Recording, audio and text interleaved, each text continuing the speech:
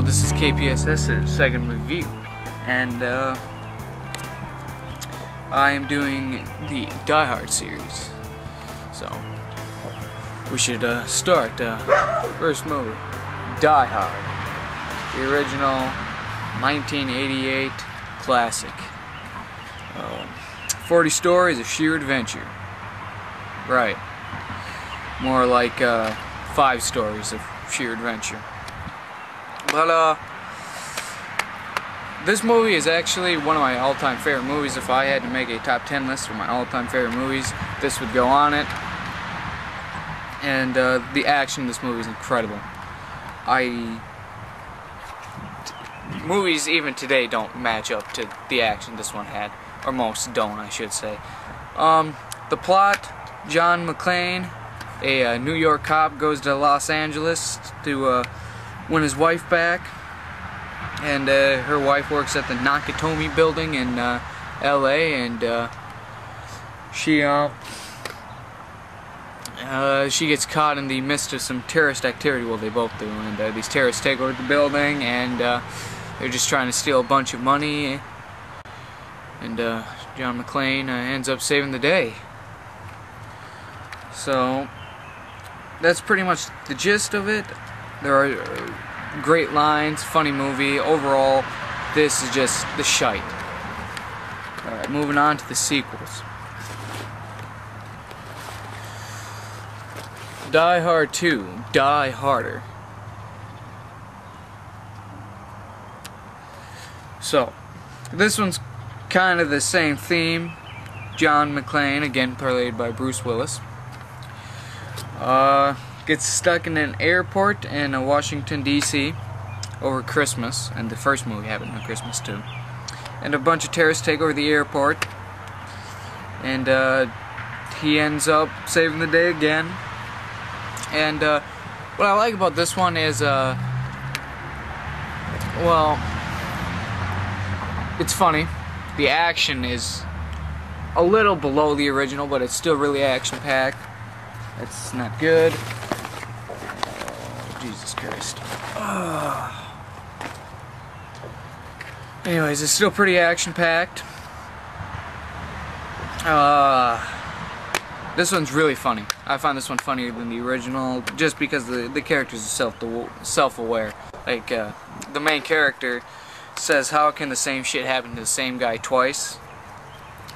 Acknowledging it's already happened once. So yeah, that was pretty funny. And then we come to what is my least favorite in the series, Die Hard with a Vengeance.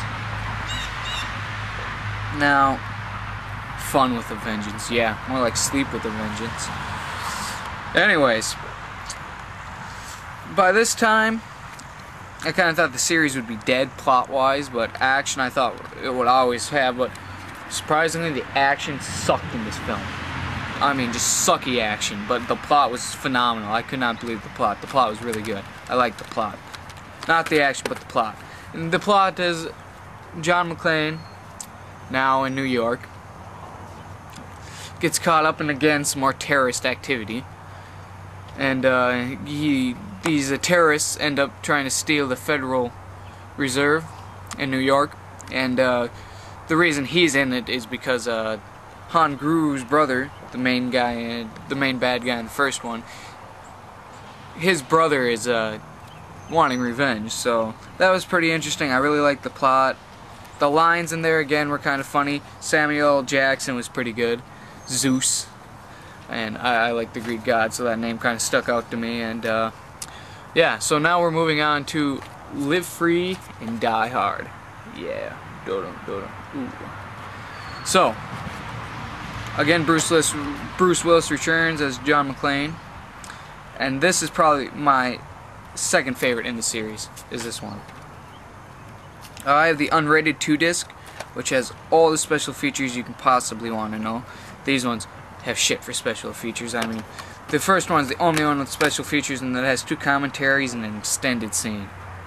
Yeah, exactly. But this one's got the making, a music video, original trailer, behind the scenes, a few features, And this is the first movie to have the digital copy.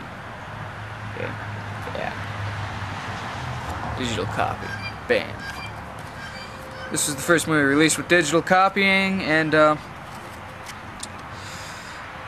well, this movie was PG-13, so I heard a lot of people saying, oh, this is going to be a bad movie, it's not going to be any good, but after watching the PG-13, I said, okay, yeah, it's okay. And then when I watched the unrated version, which is pretty much the R-rated version, I was like, there we go, that's the movie I'm looking for, that's the movie I'm used to, and that's the movie, well, that lives up to the original. Action, just as good as the original, just as good. The action was just as, and see, that's how good the original Die Hard is. The action was just as good as in the first one. Not one of these two movies surpasses in action, and that's how good this movie is in action. And, well, the story is pretty unique in this one. It deals with cyber terrorism, which is actually something that is more realistic nowadays. And I have to make one final note before I end this review. If you took these two movies and combined the plot here and the action here, you'd have a sequel that's just as good as the original and Live Free, but sadly and tragically they didn't. And this ends KPSS's second review.